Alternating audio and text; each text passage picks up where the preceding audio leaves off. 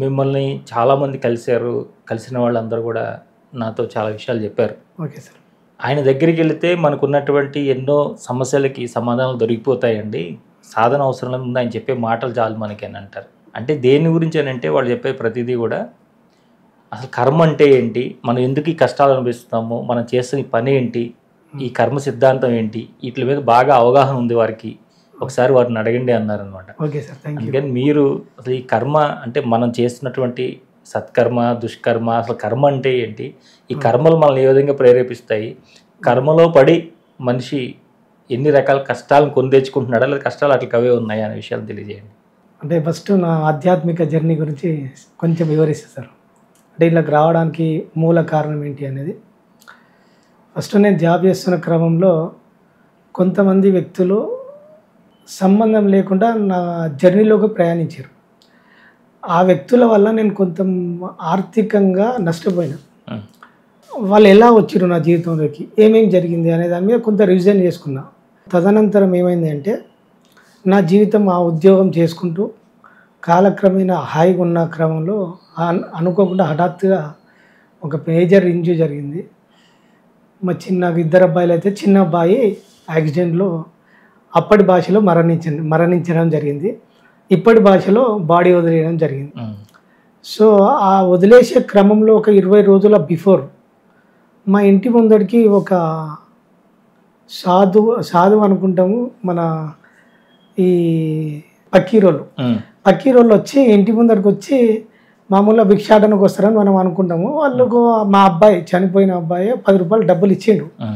ఇచ్చిన క్రమంలో అబ్బాయి మీద చేసి ఇతను ఒక 20 రోజుల పాటు గడప దాటకుండా ఉంచండి అని చెప్పిండు. అంతే. అబ్బాయిని 20 రోజుల పాటు లోపల ఇంట్లోనే ఉంచమని చెప్పిండు. సో మా పేరెంట్స్ ఉన్నారు, మా అక్క పిల్లలు ఉన్నారు, మా మేనగోడలు ఉన్నారు, మా మిస్సెస్ అందరు పిల్లలు ఉన్నారు. ఆ చెప్పిన తదనంతరం ఏమైందంటే కొట్టిపడేసి వీళ్ళు పెద్ద రిసీవ్ చేసుకోలేదు. అది ఎందుకు జరిగిందో గిట్లే చెప్తారు కదా అని తీసి పడేసాం. సో తను చెప్పిన కరెక్ట్ 18వ రోజు యాక్సిడెంట్ జరిగింది. అప్పుడు జరిగిన తర్వాత ఏమైందంటే ఆటోలో ఇద్దరు స్కూల్ నేను ఉప్పల్లో ఉంటే అప్సిగూడలో జస్ట్ 2 కిలోమీటర్స్ జర్నీ. ఆ టర్నింగ్ పాయింట్లో లారీ హెవీ స్పీడ్ వస్తుంది. ఆటోలో 6 పిల్లలు ఉన్నారు. ఆటో డ్రైవర్ కొంచెం బలిష్టంగా ఉంటాడు. ఆ రైట్ సైడ్ మా పెద్ద అబ్బాయి కూర్చున్నాడు. లారీ వచ్చి కరెక్ట్ ఆటో కొట్టేశారు. ఆటో కొట్టినప్పుడు ఆటో 4 పల్టీలు కొట్టింది. లారీ వచ్చి కొడితేనేమో మా పెద్ద అబ్బాయికి ఇంజూర్ కావాలి ఆ సీన్ ప్రకారం. కానీ మా పెద్ద అబ్బాయికి మైనర్ ఇంజూర్ కూడా కావాలి.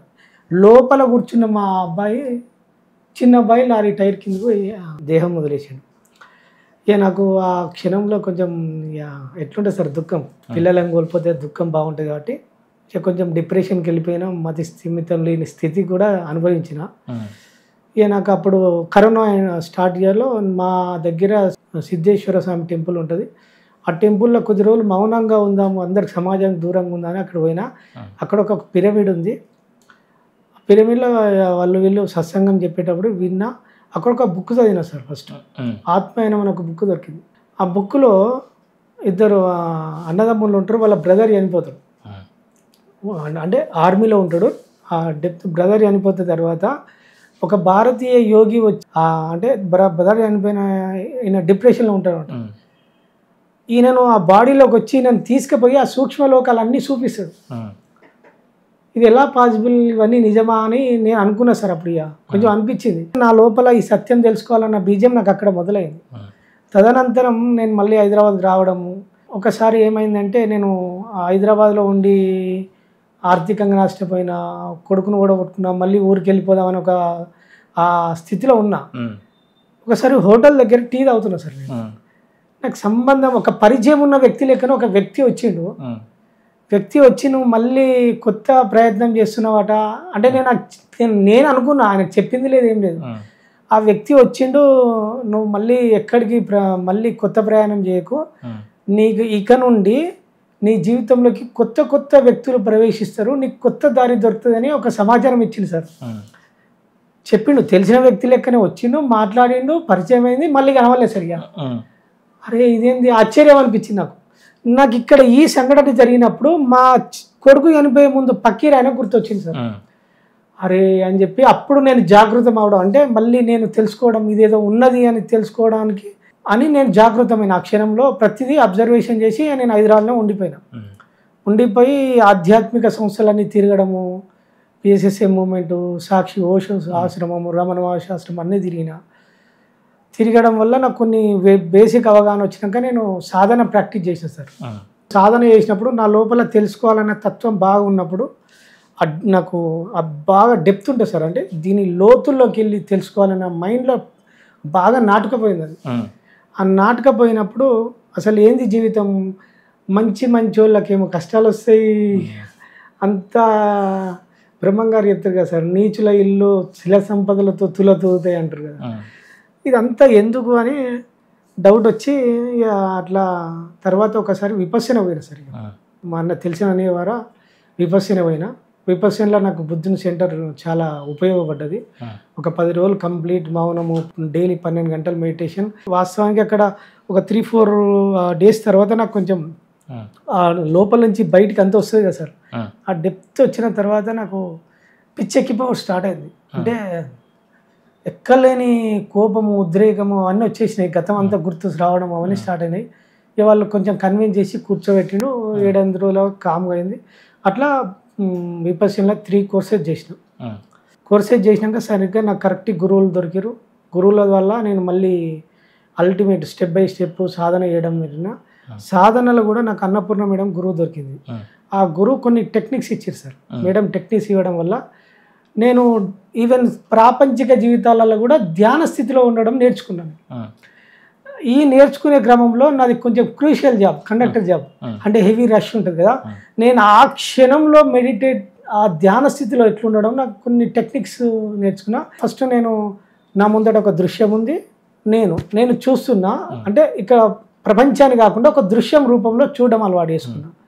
దృశ్యము నేను చూస్తున్నా, దాన్ని ఏకకాలంలో మళ్ళీ 2.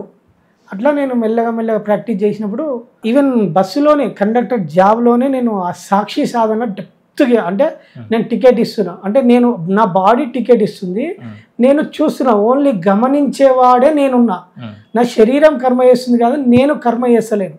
సో ఈ కర్మను గమనించడం మెల్లగా ప్రాక్టీస్ చేసుకున్నాను సార్. అది చేసిన తర్వాత అది కంటిన్యూగా ఈవెన్ నాకు 8 అవర్స్ డ్యూటీలో ఉంటే ఒక 5 అవర్స్ నేను జాగృతిలో ఉండడం ప్రాక్టీస్ చేసిన.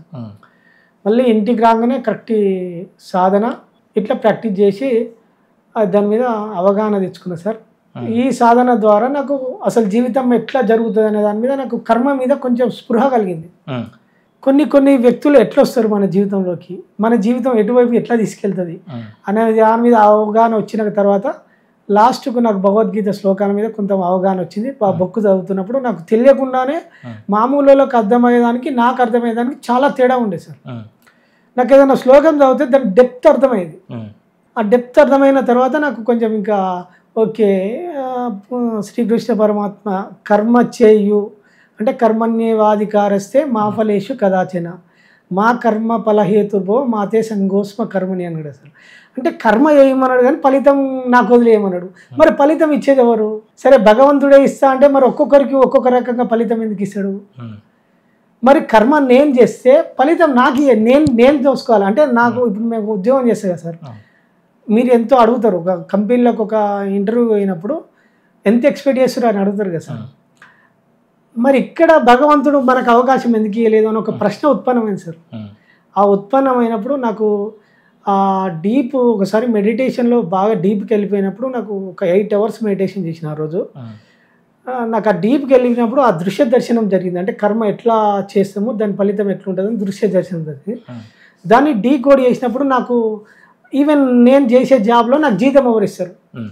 ఇప్పుడు నేనున్నా సార్, నేను జాబ్ చేస్తాను ఒక సంస్థలో, ఆర్టీసీ సంస్థలో జాబ్ చేస్తాను. నాకు జీతం ఎవరిస్తారు అనే ఒక ప్రశ్న నా లోపలనే ఉత్పన్నమైంది. వచ్చినప్పుడు ఎవరిస్తారు? సంస్థ ఇస్తారు అనుకుంటాం.